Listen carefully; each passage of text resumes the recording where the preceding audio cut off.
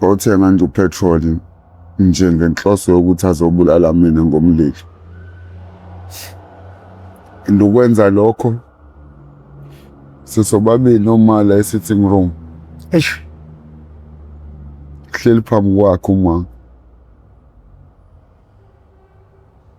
bona isithunzi emnyango sithi yabo. Hathi uma hawu ngoba kuthanda ukuhwalala nje. Nazi isithunzi sithi emnyango. Mangisukuma ngithi ngiyasibheka lesithunzi sithi emnyango. Angiboni umuntu ngize ngiphethe ngisondele khona emnyango. Ukuthi nje ngangise center omnyango. Avula qhamuka nje kanje udongela usisi. Ngambona nje ethi nganga reacta ngendlela ye safety at first yabo. Ngoba ngitshethi mhlamba amanzi yabo. Ngangacabanga ukuthi okay ize ufuna ungibulala kodwa angangibulala ngale ndlela yabo. Ngangekho ready for fire in other ways yayibona lonto. Mina lokhu bafika ngikwenza esikoleni kwakuhlukumeza izingane lezi engangiyibamba ezifundayo ngiyithathela into zazo ngenxa ukuthi mina ngiqalekile ngifuna ukuyobhema isidakamizwa ngesibhemayo. Uhlukumezeka abazali bazi ukuthi ingane zabo ziyahlukumezeka esikoleni zihlukumezwa umunye umfundi. Uyaqhubeka lo mfundi uyafunda akwenzeki lutho ngayo. Ngesimo sokuthi unegalelo emfundeni. Ayizo into bafo. Ngoba mina bafo ngangiyekwa ngenza amacala esikoleni. Ngenxa ukuthi mina bafo ngiyasimela isikole ku debating team.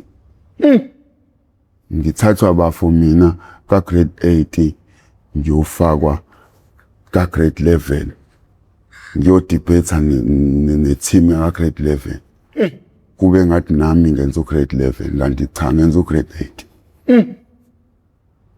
Leso simo bafo sasingikhava ukuthi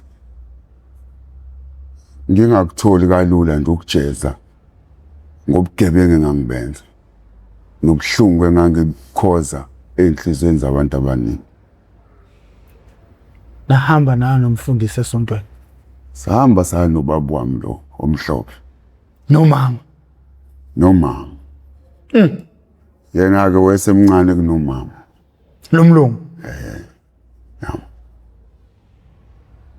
Umama wemdala kakhulu bafo ethola mina ngoba uma ngitshela mina ngikhulu wayeshethi senzo isipho kumina esikhulu ubona ngiwa ngivuka nawe nje ngiqondene nawe kanti ngibe ngingasebenzi ngihamba ngixosha amakopa ama-perfume kwaQanqathe ngihambe ngiyowadayisa e-scrapyard ukuze ukwazi wena esikoleni ukwazi wena ukuthi nje ufaka esikoleni samandi uyabona ngisebenzi kodwa ngoba mntana nguyisipho kimi ngase ngidlulile ngisho eminyakeni no-45 senzo ngikuthola.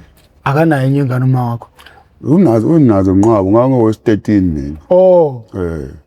Futhi wakuthola engasacabanga. Ngoba ngisho ukuthi wangitshela ethi mntanami ngokubona ngikhathaza nje ngawe ngihlupha nje ngawe ingoba uyisipho kimi. Ngangasayitshela ukuthi ngingaphinde ngibe nomunye umntwana. Ngase ngithi cha leminyaka yami vele siyavuma ukuthi sekwanele ukuzala sengiphelele la kulo 12 wengane yabo. Awusithathe ungena nomlungu nomama ngaphakathi ebandleni. Bafo safika nje kancane isanda ngena inkonzo yabapostoli engakuyona engena ngo9. Safika nje kancane isanda ngena mhlawumbe kwabo 5 past kyako 10 past. Laze kuqale khona ukuthi ihlabelelo siziya ngase ekumisweni bese kungena umshumayeli. Safika kuleso sikhathi ke thina umshumayeli nje esathi uthi uyangena. Kusho nathi singena kanye nomshumayeli nesuke esihlalweni sakhe lapha eqeda ihlabelelo eyimisa kancane. Esengene seqala intshumayelo. Nathi siyangena lapha ngithi ayicabanga lo silence angithi kulindele umshumayeli ukuthi uyaqala manje angithi siyangena nathi Imina ohamba phambili naba ngemuva umlungu ngala umama ngala ayibafe angifuni uqamba umanga ukungena kwami kokuqala enkonzweni emva kwesikhathi esingaka mfethu hey ngingakahlambuluki nokuhlamuka ngaqala ilutho nje sisangena ngeze ngathi khona izinto ezisukayo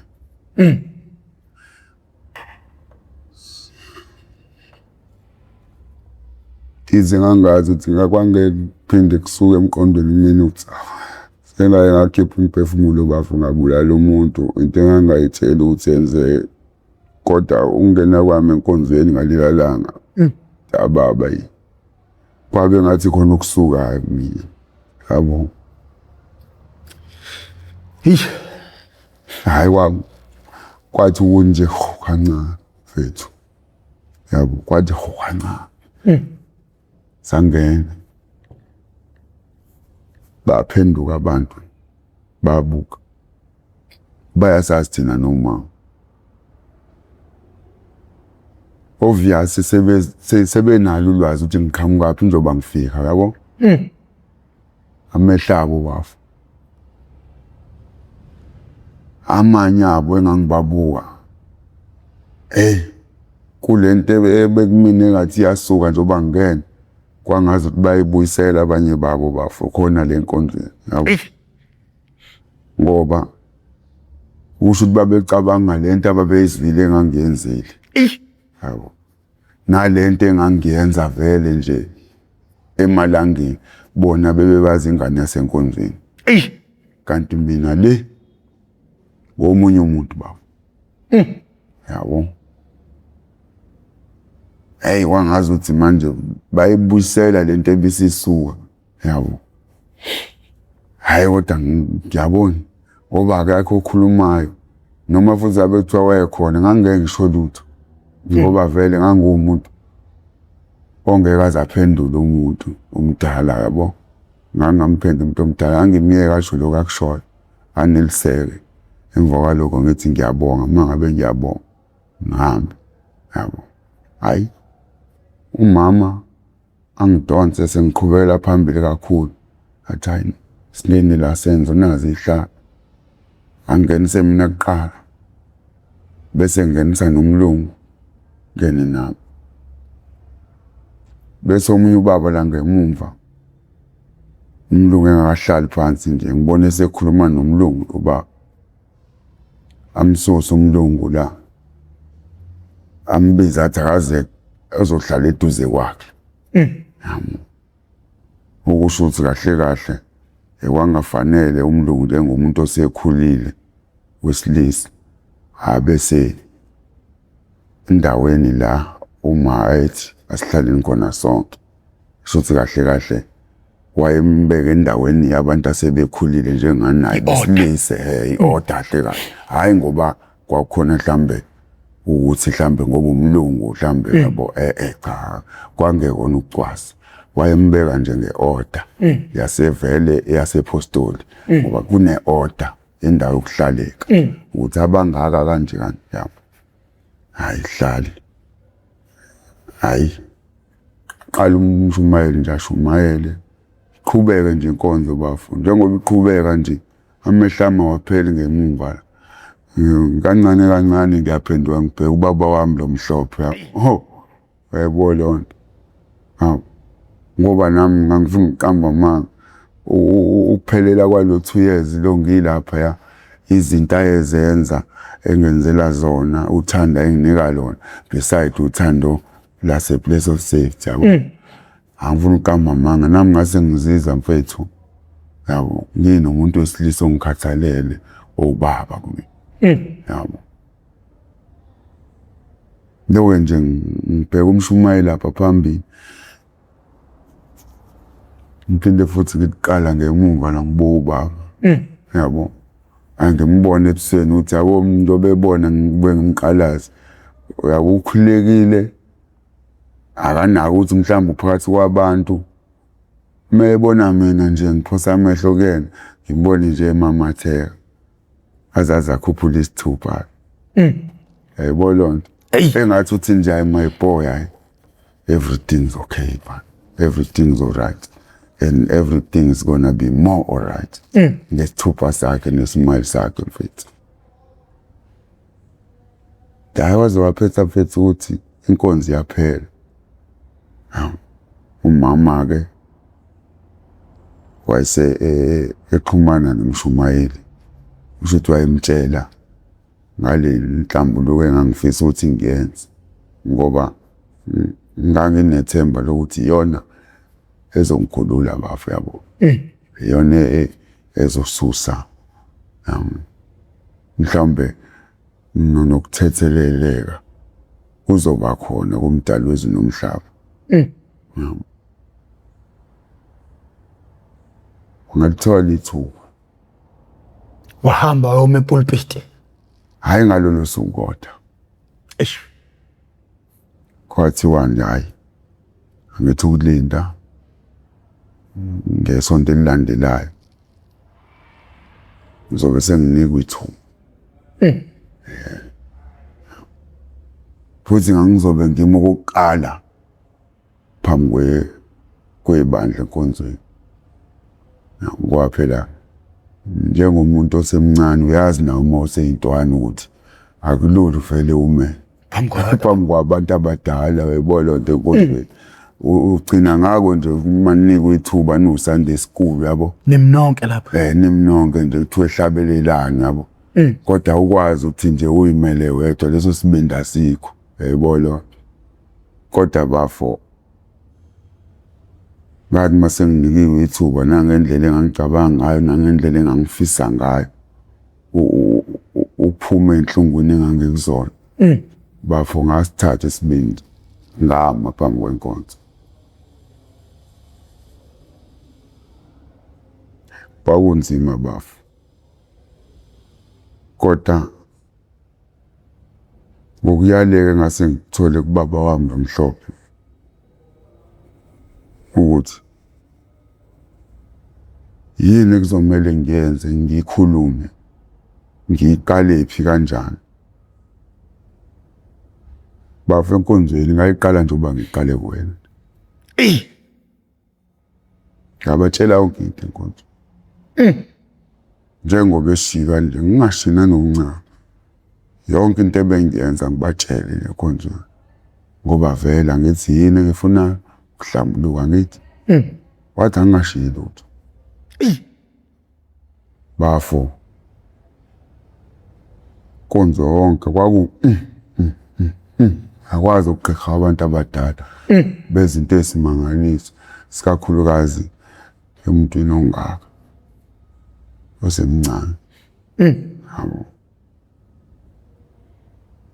Lokho kwabeza bevungama beqhiqa la. Kuvele kungithuse.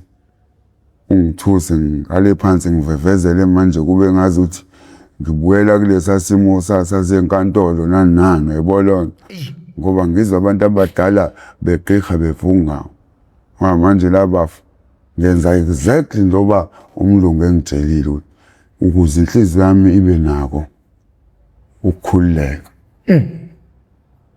Angenze abantu babone ukuthi njengoba ngihlambuluka ngibatshela yonke into yini ebingikhungete ngibenze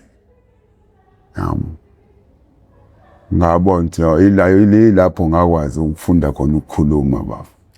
Enkonzweni ngiconfessa. Awuzofunda ukukhuluma ngokuconfess amacala akho. Ngoba angena umuntu okhuluma benabe ngaxoxi kanje bafo njengoba sixoxa nayo nje. Awubungeke. Hayi. Bengingane nje ethulelayo mina ezazela uma wayo kuphela yabo. Kodwa emhlonipha umuntu omdala. Kodwa futhi engambheka umuntu wesilisa nje.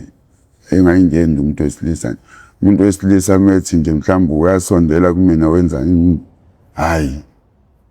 Ngoba kunale yanhlungu le.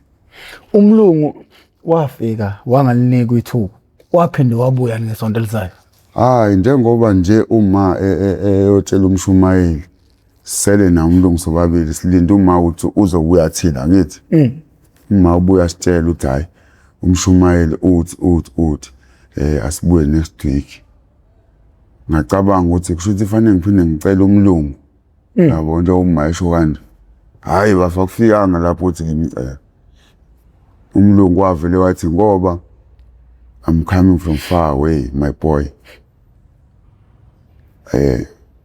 can I ask your mother ayikhuluma nami uma akekho ngaleso sikhathi yabo sesikhuluma sobabili usenabanye umama yabo enkonzweni wathi ngoba I'm coming from far away yabo lonto and wesuka kude futhi yabo kwathi indawo engangayazi ngalesa sikhathi ngoba ngisemncane kodwa wengitshela nje ukuthi somewhere go west yabo go Western Cape yabo lonto nami kwawungikawuthi ungaze kanjani ngami esuka Western Cape ezongumela la ePinetown from esikoleni saseChasworth yabo kodwa ngithola ukuthi mfethu wathola i-truth information mhlambe kuma computer ngothisha yabo ngoba njoba adinga ngisho ukuthi ngangibalekile esikoleni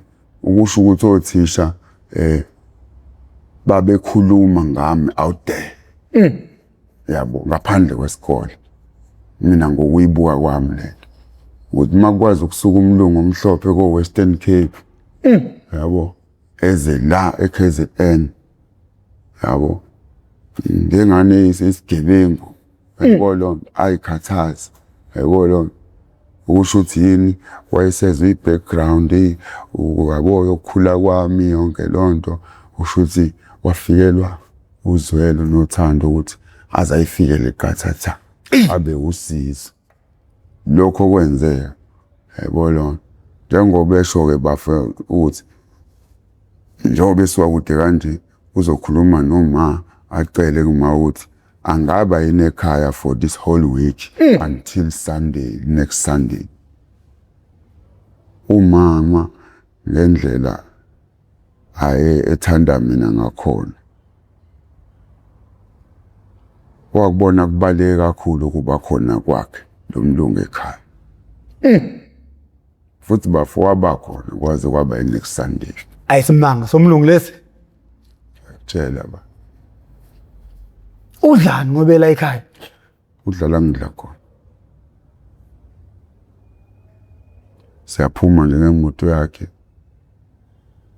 afisa ukuyothenga lokho afisa ukuthengela kona nomama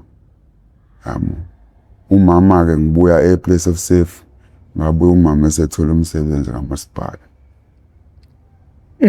yabo abuya nje sesebenza umama esegqoka uniform esihamba emsebenzini yabo uma ephuma emsebenzini sisele nomlungu kwaqondene futhi nesikhathi sokuthi sisemaholidini ngangikhumbula kahle ngoba ngase ngibuyelile vele esikoleni sengenza ugrade 10 ngoba ukubela wami esikoleni ngangena straight ka grade 10 sengisizwa incwadi la yasePlace of Safe ngale lesikole ngangifunda kusona kwaqondana namaholiday lawa ka ephasika ukusho ukuthi vele sasingayi esikoleni ngaleso sikhathi ngalesa sikhathi ka maholiday ephasika I notice kakhulu kunamanje kwakuba nezinsuku nje sinikwa zona emakhaya sihleli mangikhumbula kahle sasinikwa 2 weeks hayi lezo kuthiwa ama 10 days nazo kuthiwa ama 10 days ngaleza ikhathi impela yabo kwaqondana nalokho ke ukufuna kwami ukuconfess enkonzweni yabo lo so umlungu vele njengoba ekhona nje nama ngivuka ngithi ngiye esikoleni umama uvuka emsebenzini yabo bona abanama holiday kushuthi usebenza ku department yaka parks la kamasipala yabo ngisala nalomlungu yami sinaye sobabili njengoba ngisho mangabe mhlambe siphuma ngemoto songena emotweni sothenga leyo sikuthengayo edrobheni eseduze uyiPine Town duze nasekhaya siyabuya ngemoto sisekhaya sihlalela naye siyaxoxa nje emini like father like son yayibona kwaze kwashaya usukulanga esonto lo lilale lithuba ayikwenzeka ke futhi inhlambuluko njoba ngisho ukuthi hey yabanzima bafana yabanzima mfethu kodwa ekugcineni yangisiza kakhulu bafa wakuthola ukuthula emoyeni hayi ngakuthola kwaze kusele kona nje phela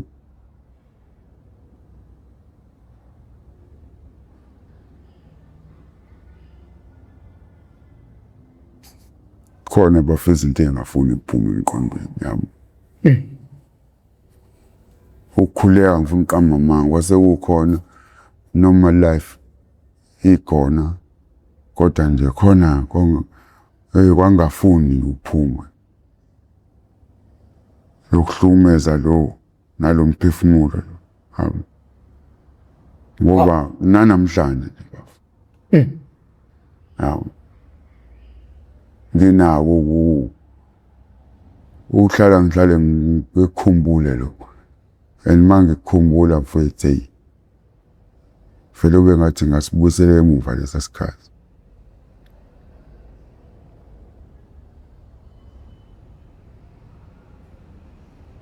khale kabusha nje usuthi kahle kahle ngiyafisa ngifethu uphindela lapha emnganeni sesenkonzweni ngingakayi nasesikoleni sama-Indians yabo ngathi nje uqala nje ugrade 8 bafunga uqala ephejini elisha ngingabi lwamuntu loya one-anger odla ama-drugs ngendlela esimangalise bemncane wayibona loo nto. I think Senzo ilapha kumele siyibuyisele khona cause uwona umongo wayo yonke ukuthi since umntwana wenkonzo ungena kanjani edakamizweni iqala kanjani lento ukuthi uzoqala idakamizwa ibafi kwenzeka ngenye indlela bafo nami ngabona ukuthi ay uma kwenzeka kanje hayi nami ngazi ngizothi kwenzeka kanjani kodwa ngoba sekwenzekile hayi akwenzeke ngoba vele nami manje egazini angizizwa manje mangasayitholile yabo uqala kanjani hit yakhe yokuqala like uqala nje iluzi nje mfowethu bafo aqala ngeglow hayi ugwayi iluzi iglow anginokuthi thothi sayidlalela ibhola nje siyintwana yawe emgwaqweni ayinase groundini yabo ukushaya nje ibhola le estradini kwakhona omunye wethu wafika nebhodlela leglow wathi bafethu azi ngiphethe ingqondo la washo nje kanje wathi ngiphethe ingqondo yini ingqondo na khipha ibhodlela ephakathini leglow wathi nazi ingqondo sabuza ingqondo yini ngoba iglow nje le ingqondo zami wathi hayi ukuthi emqondweni bafethu hayi thatha kubekwe indawo ikona nje ithiwe ingqondo wena uyivusa lento uyazi ngobani waphela siyakwazi uhlala nathi awukazi usikhombisele wathi hayi bafethu mina bengishaya benganitshela kodwa mase ngiyabona ukuthi anginitshela futhi ngingalonga izinto emnandi ngedwa nami khona hayi nangempela sambe ehlathini liseduze kwakhona la sihlala khona ibhola emgwaqweni singene ehlathini asichathazele egubhini igubhe ezincane lezi ezamajuice ezamaplastic sichathazele khona bese afaka umlomo afuthe siyabaqaka isigubhu sakhukhumala siyabaqaka sakhukhumala asimbone nje yabo siyatenga nathi sisayiphethe ze yabo ukutenga kwakhe bese vula amehlo hayi siyabona ke bafethu ukuthi umnandi kanjani yabo yonke enjalo anathi ngoba phela sisebancane sibuke ngathi yazi wazadwaba kwamnandi yabo hayi nathi sifuqele ikhophu lezi njengoba ade sifuqa qala kanjalo bafukuzwa kwami into edakayo fuqa nami ngizonami hayi nami kamnandi ngizongidakiwe nami kamnandi ngikhuluma slowly yabo lo enjoyayo kuba slowly yabo lonto nasemqondweni nje uma ngithi ngiyababuka labo esihleli nabo kube ngathi imizimba yabithi ithi into yabo engithokozela ukuyibuka ngathi ngibuka iTV like emnandi nje hayi njengale TV yasendlini yabo iTV lapha phambi kwami yabo abantu abalapha phambi kwami emva kwalokho kuhamba kwesikhashana nje siyenza lento hayiaqhamuka ne-20 kagwayi yabo hayi nogwayi futhi uyawubhema futhi athi hayi bafethu ugwayi uzwakala mnandi yabona uma ushaya ingqondo ubeke ngala isigubhu sakhe eceleni angithi ukuzwe njani la mosha ingqondo siyeza kuyakhakha kancane la empinjeni athi shaya iluzi kuzozwa abonga isikhathi ngishaya iluzi hey kube ngathi kuthi swim samona ke futhi manje yabo into enjoyekayo yabo lonto hayi umuntu ayibhemele icloak wayo ayabe emva kwalokho insango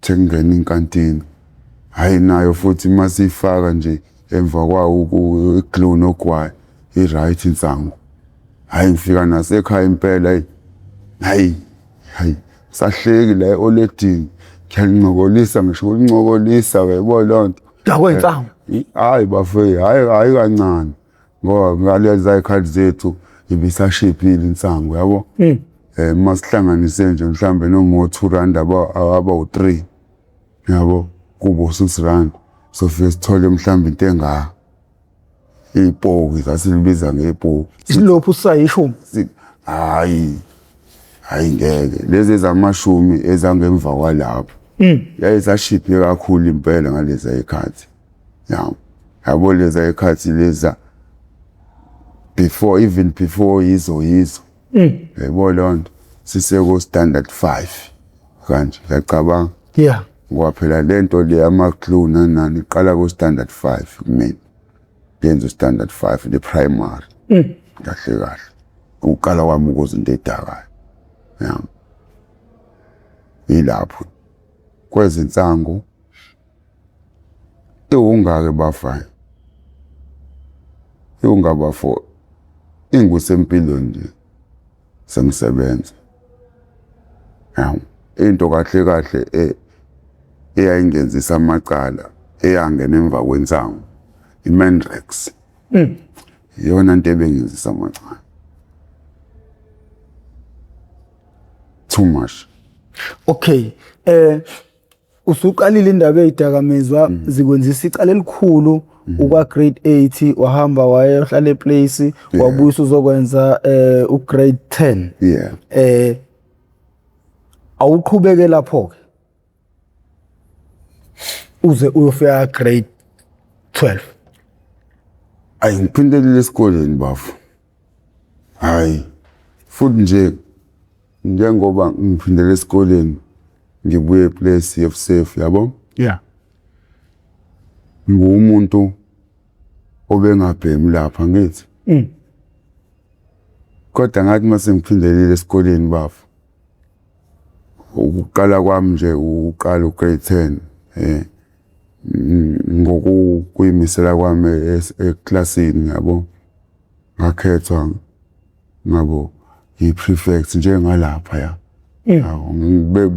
benginokuthi ke bafo amfuqa mama uma ngabe kuthiwa abaphakamise abafisayo ukumela abafundi eklasini nesami isandla besiphakama ngoba benginalo uthando bafuna ngoba ngikade ngitshela ukuthi uthando lemfundo bafuna lukhona yabo. Phakamise nami isandla uthi ukuphamisa kwami isandla bese kuthathwa laba bayiphakamisile bese kuyakhethwa kuyavotwa kubona ngi-end up ekusele mina uthothi class rep ngi-prefect.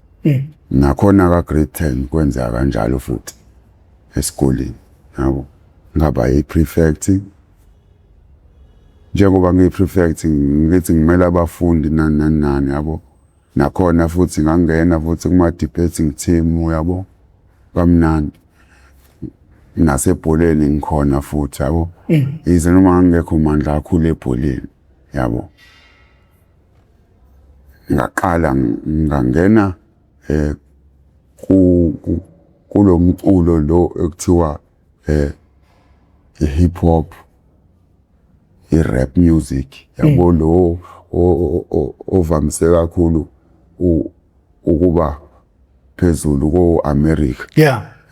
Hayi ngawuthanda lo mculo yabo ngisesikoleni ngihlangene nabanye abafethu esasifunda nabo ngababona ukuthi hayi plus bayakwazi nokuwenza nabo bawubhale ngisho phansi yabo ngabona ukuthi hayi nami lento abayenzayo ngingayenza yabo.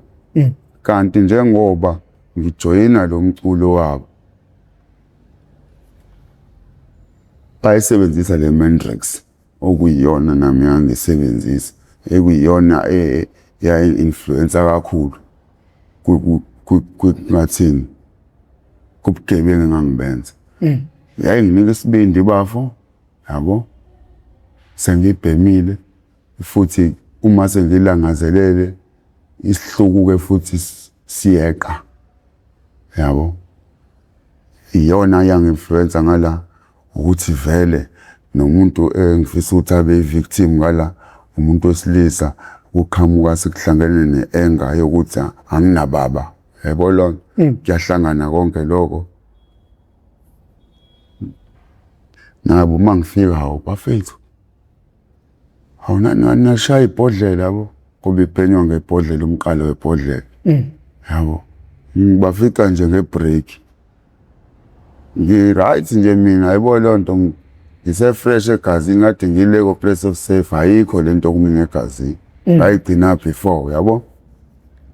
Hawu bafethu hayi mfethu saphema thina yabo lonto ucathona uma sesirepha kanje mfethu ucathi sisuke sezinjani mina sisuke sezinje kanti bafethu bathi haye vele kubuye lo yamthambo nakumina yabo. Ngiqale ngibuyele futhi neck bhema Mandrax futhi yawo ngokuthi-ke bafo sengine experience ukuthi ekugcineni kuzokwenzeka kanjani uma ngabe mhlawumbe ngi-associate nabantu abenza lento. Angiqhele kubona ongcono ngoba ngiyazizwa ukuthi ngisafisa ukubhema mina ngiyafuna ngoba inhliziyo yami ngokubona bona yavele yafuna back yabo. Angifuni uqamba ma ngokubabona nje ukuphinde ngilibone ibhodlela leli belishunqisa avele abuya lokho nakumina yabo. Ngathi kodwa ukuze ngingaphindeli lapha kulo kakuhlukumeze bengikwenza ngibona ngivele ngiyibhemele ngedwa ngoba nasekuqaleni ngize ngenza amacala icala ngangingalenzi mina ngilenziswa abafowethu abangifundisa amacala engazana nabo la esikoleni sama-Indian abebeqhamuka emalokishini ahlukene yabo. Kodwa ekugcineni kwagcina sekuyimina umuntu o-frontline uma kwenziwa icala ngento engangiyona ngisuka nayo ekhaya ukuthi ngibuhlungu kanje yabo. Ugcina sekuyimina u-frontline nabo okwagcina sebeqhela kumina ngendlela engase ngenza ngayo. Ngagcina sengisele sengenza ngedwa njengoba ngaboshwa ngedwa. Yayibona lonto ngathi angisuke kulaba fethi labo njengoba sila esikoleni ngizwana nabo sibhemana ongcono ngibheme ngedwa mhlawumbe kungenzeka ngiqhubekele nokuyiphatha ngendlela ngifunde kodwa futhi ngibheme yabo ngingawu-influence omunye umuntu ngoba ekugcineni ngiqala ngo-influence omunye umuntu kodwa ngi-end up into sengiyenza ngedwa angithi yabo ukuthi ngi-influence obani ekubuyeni ukubhema kodwa manje sengicabanga ukuyobhema ngedwa kodwa sengivikela manje isimo sokuthi ngingangeni ekuhlukumezeni njengasekuqaleni kwenzeka bafu ngiyayibhemela nje i-Mandrax manje umama ngithi usiyasebenza ngiba nayo manje imali enough yokukhera esikoleni umama ngosuku uneza 20 rand ekuseni esikoleni yabo ngendlela ngithanda ngayo umama bafu avela sense umsomluko ngoba manje kwesisikhathi ngihamba emsebenzini ekuseni kakhulu ngithothi ngiyabona akafanele ngivuse kuse-early o5:05 wena esikoleni uyongena wena okoda wethu ngizokuvuselana ngalesikhathi ngoba ulalo ayinilo right awusekusele ukuthi uvuke ugeze udle ibreakfast uhambe esikoleni nami ngizovele ngikunikeze nje 100 ngomsomluko oka Monday to Friday 2020 yabo bafu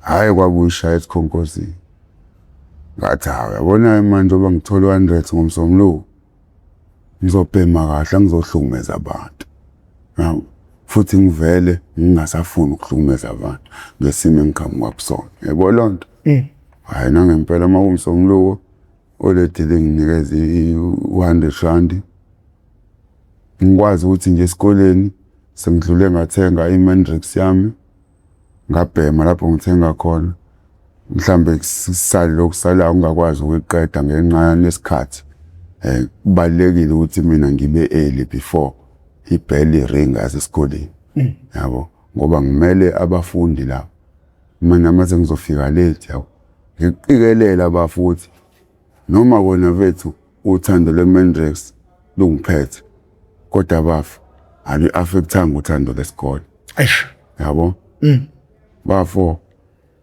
kunjalo from grade 10 to grade 12 to ephepheni to ukufundisa labafethu engangibafundisa senza nabo ugrade 12 ngibafundisa bafo nansi neck yami la i-Mandrax ke bafa ayifani nehunga lesikhungethe manje sibalekela amakhaya kanje yabo i-Mandrax nje ngoba ngisho hayi la eceleni iyashunqa la iyanginambuzelisa impela kodwa lento engifuna ukukhombisa abafethu laba engizobafundisa ngizoyenza bafu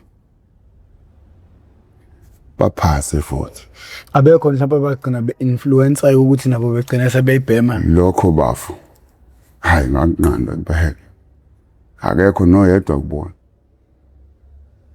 wayisondela la enekhini yami angithi bafethu inkinga yami le dinga umuntu bafethu kunini nasemakini ngiyaziwa ngiyanazi saba le ndaweni sonke ngiyaziwa mina ukuthi ngila enekhini nina bafethu cha ningasondeli ngani ngoba ngizojika mina ngibe umuntu omubi bazali beni angifuni bafethu ukuphindela la ngiqhamuka khona niyangazi ukuthi ngiqhamuka ngaphi nomakhelwane la sesigodini esisodwa nazi yonke into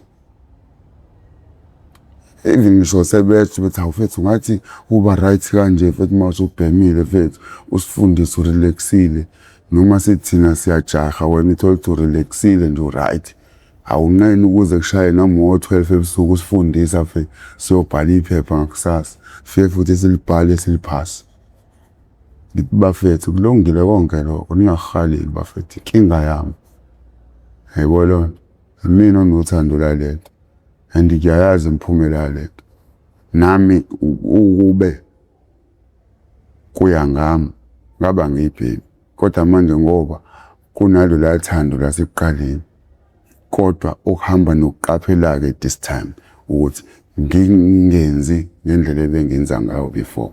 Njengoba nibona, niyabona ukuthi ayingiphazamisi indawo, ingoba bafethu khona indawo engiphuma kuyona enzima kakhulu.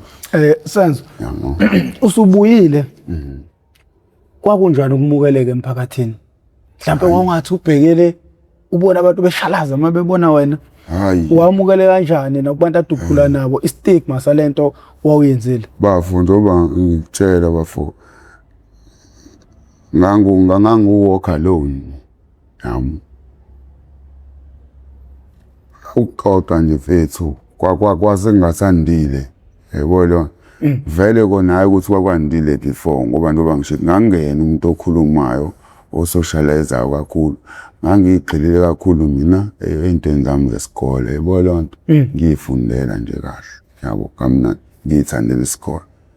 Noma vele ngibona ukuthi njengoba vele abantu sebanale information ngami izinto engizenzile, yabo. Yeah. Kade ngingekho ngoba iningi labo bavula lijele ukuthi ngiphume ejele. Ungangokuthi abanye babekhuluma ngizithi hayibo ebulela indiya iminyaka emibili nje usebuyile usela lo mfana unenhlanhla. Ungahlala kanjani ejele isikhathi esincane nje? Ngaphendula usukuphendula baba. Ngoba angazi ngithi angiphumule ijele abalishoyo. Futhi lokho bazokubona ngoba manje nje phindele esikoleni. Into engithandayo bazobona ukuthi loya muntu abetshethi nguyena angiyena, ngoba bazobona isurprise. Ngihamba kubona ngithi ngifunda ugrade 8, mhlawumbe balinde njengoba ngiphindele ngiphume ejele nje uma ngabe ngisazofunda isikole. Ngoba phela abanye babe ngasalindele njengosikhotheni nje esigebengu umfana, yayibona. Babelindele ukuthi mhlawumbe angisezophinde ngigqoke uniform ngibe ingane yesikole, yabo. Bathuka uma sengigqoke uniform, bathuka esikoleni ngena grade 10. Ngoba indaba edliwayo futhi leyo. Kwayinkinga ngangokuthi-ke manje siyabona nje wasebebona lokhu bafo kade ngikwaseka nani. Qala manje oba ngitshena ngithi manje ade ngikhuluma manje nokufundisa abafethu ngevinsho sebefika ekhaya ngizobafundisa. Qala manje kwabheka ngenye indlela. Usenzo manje bafethu, yabo, ngoba zitshela phela ade boshiwe, yabo, uzophindela ka standard 6, yabo lonto, ngoba bese ejele. Akunangu laphana ka standard 8 grade 10, yabo. And sambona ukuthi uqhubeka ngalela ngiyade lona before, yabo, go primary. And futhi ukuwesike manje, yabo, ngoba ukhafula isingisi-ke manje 1, yabo. Okuyinto ababengathembi ukuthi ngingaba umuntu osikhuluma ngaleya ndlela isingisi, ngoba babe nokuthi ngafunda isikhathi esincane nje kuma-Indian schools, akufanele ngabe sengisikhuluma ngale ndlela isingisi, yayibona.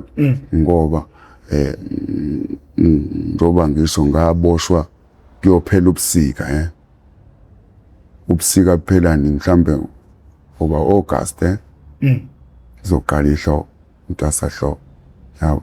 Uyacabanga from January to August ukuthi ngeke kube ngabe usufundise kanje wena uqala nanokufunda kuma-Indian schools, yabo.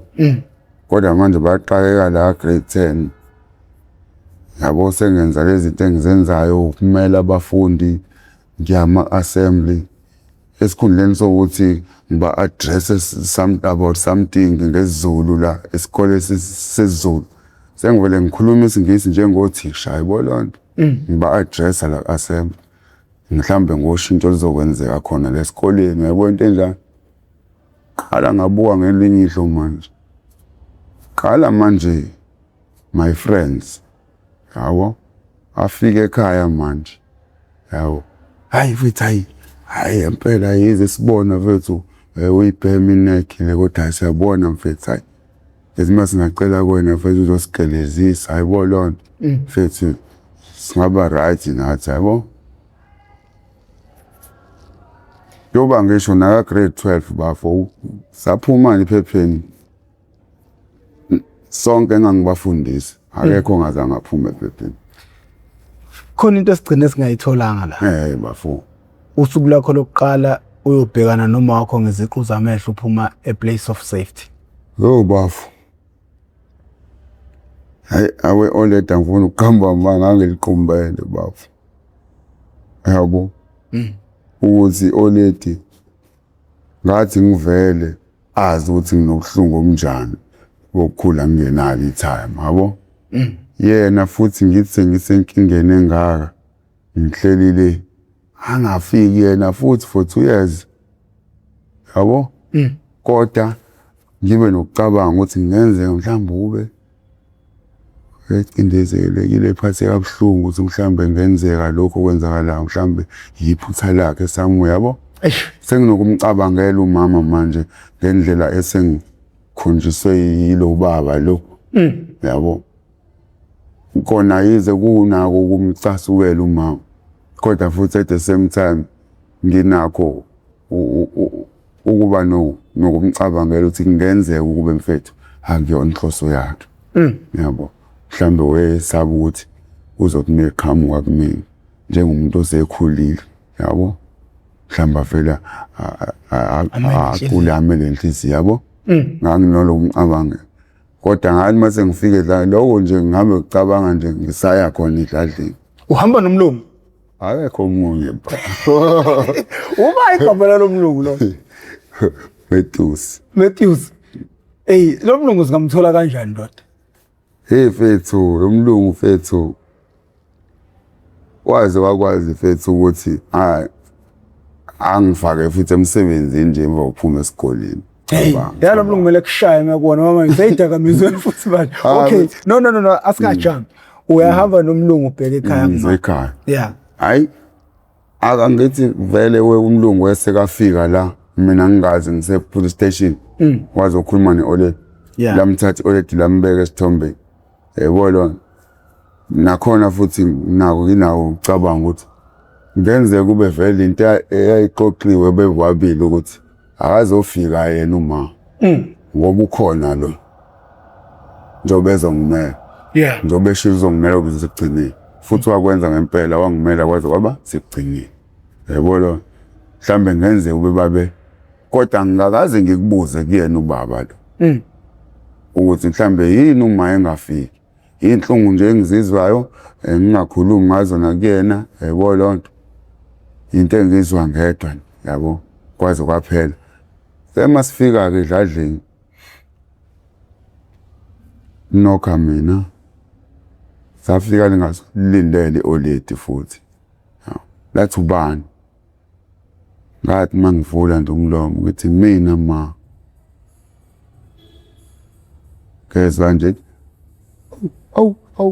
uma ngiyamazi ke meqala ukukhala ukhale ngazuthi uqala ngokubabaza into ngiyazi ukuthi awumama manje uyakhala ngese eqala ngokubabaza nje izandla futhi ngiyazi uyithwele ekhaya engakawuvula umnyango bafu kwaba ileso simo wathi qambe nje eza ezovula ngiyamuzwa nje ukuthi ubabaza nje lokukhala uyinyembe zakhala showcase izothi mevula la izandla ezobe sekhanda mina kufanele ngenze njani yabo njoba ngimile eminyango ngizibuza lo nomlungu manje ubheke mina yabo uthi kahle kahle ikuzokwenzakalani manje ngimbona uma yabo awuvula umnyango uma hayi bafa ngifuna uqamba manga kahle kahle kwakufanele njengomuntu emthanda uma wakhe kwakufanele ngiye kuyena ngimbambe yayibona kodwa nge-guilt enganginayo ngento engangenzile nezinto engangizenza ukuthi uma useyazazi engangingazi mina ukuthi uyazazi yabo kodwa manje obvious ngoba I've been away for this long she knows everything manje lo guilty manje yabuya ke manje ukuthi njoba kale khala kanje ma ngaphakathi engakangibone esazovula igazi ubeke uzothini yabo lonto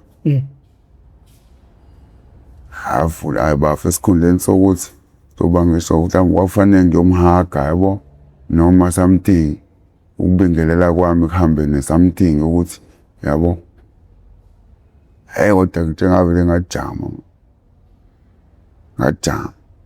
naye njengoba evula nje umnyango usathwele izandla ekhanda uyakhala uyabonga ubiza umdali uyakwenza konke semthando yabo sengimile nani wathinta umlungu la kwawuyena osho ukuthi ambuma wakho umtholise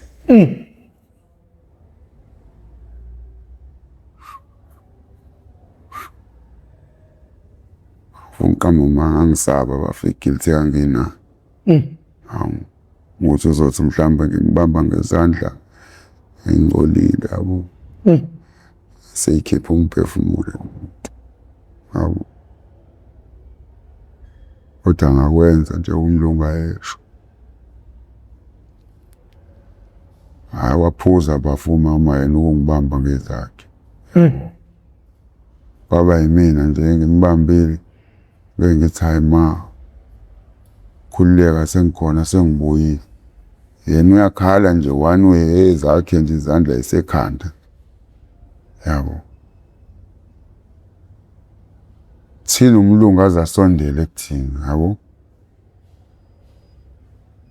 umlungu afike manje sesibamba sobabili yabo suthi kahle kahle nje ukufika nje ngibamba umama yena ezakhe izandla esekhanda mhlawumbe umlungu angazi mhlawumbe wafikele ukuthi mhlawumbe ukuze nomama mhlawumbe angibambe ngezandla akhombisa ukungamukela yabo mhlawumbe angenelele naye yabo abamba umama bambambe emhlane nami wakwabeka esinye isandla emhlane kuhle komuntu ozohlanganisa abantu ababili yabo yabo mase ngizwe isandla sakhe la ngimbone esibeke nakumama ngambona umama esuse zakhe izandla ekhanda wangibamba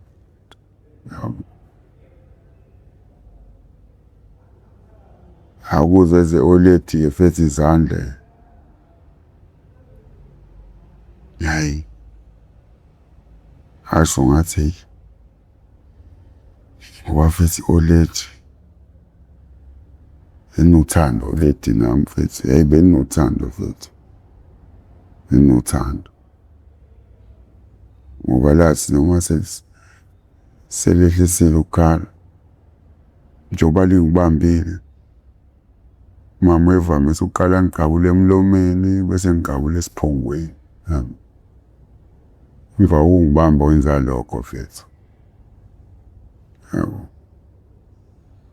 wathi mntanami ngibonga uNkulunkulu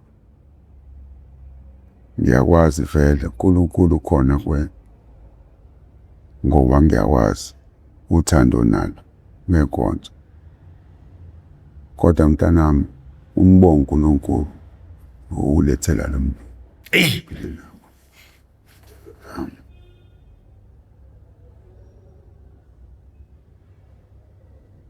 bonge futhi nokuthi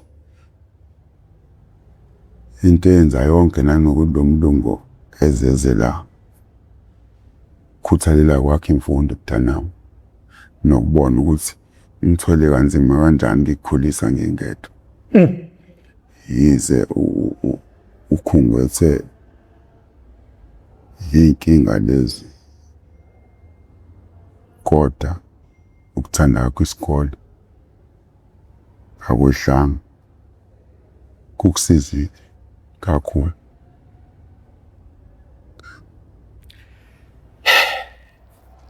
kwaba njalo baba umntwana njengamanje olalele ongakwazi ukubaleka kwesikole nohlupha esikoleni nje ongabambeki ongezwa ongalawuleki yini ongayikhuluma naye yabona ngingakusho bafu ukumtshela umntwana lo mfundi ukuthi yabona njengoba wenze njalo ungafuni ukuthi ulalele, wenza ngendlela wena ubona ukuthi i-right ibingekho right, awenzeli abanye abantu, uzenzela wena. Lokho kwenzayo kusasa kuzobuya kuze kuwe, ngeke ukwazi ukumela mase kubuya, ngeke uzukwazi ukumela mase kubuya. Khona izinto eziningi ongeke wazi ukuthi uzelungisa kanjani, ngoba inhlanhla eyangenzakalela ayandele bani. So ungayitsheli ukuthi uzoba nenhlanhla nawe kube khona umuntu ozofika kumele akusize akukhathalele. Yenza u-right okuzoba usizo kwena kusasa. Hlonipha abantu. Noma ngabe uthi uyazizwa uyabhema ukhungethekile ema-drugsini, kodwa zama ngazo zonke indlela ukuthi imfundo yakho ibaleke kuwena uyithande. Khona uzokwazi ukuthi kungabe nzima ngaleyo ndlela ukuphuma edakamizweni, ngoba uba sesikoleni nokuthanda kwakho imfundo ikona okuzo-overpower le nkinga okuyona ama-drugs futhi. Lokho engingakusho bafu.